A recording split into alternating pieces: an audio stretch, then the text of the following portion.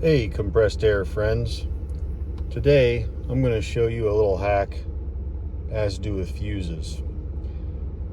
And no, it is not using your smartphone to test if a fuse is good or not. We should all know that one by now. But just in case you don't, I'll just explain it real quick.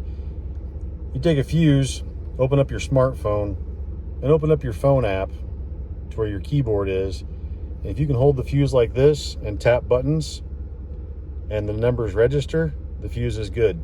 If the fuse is bad, you can tap the numbers and they won't register in the phone.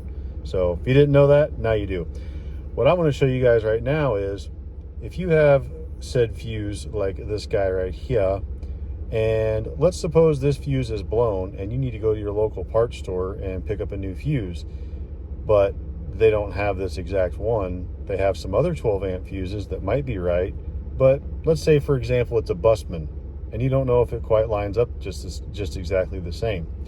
I'm going to show you guys how to figure that out really fast. Ready? Here we go.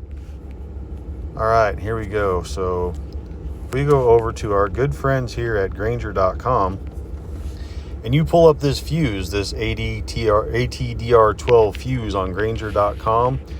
You can see down here, they have all the different, a few different brands listed here. You have Mersen, Littelfuse, Bussmann, and all you got to do is just tap it and it will show you the exact same fuse. And up here where it says manufacturer model number, that's the exact number you need to get the exact fuse that you need. And then if it's a Bussmann, cool, that's an LP-CC-12. Go back to Mersen, oh, that's an ATDR12.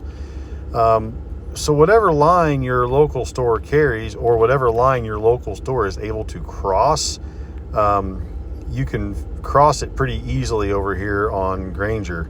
So if your local store carries Bussmann and you have a Mersen and they're not able to cross, well, you can cross it right here nice and easy for yourself.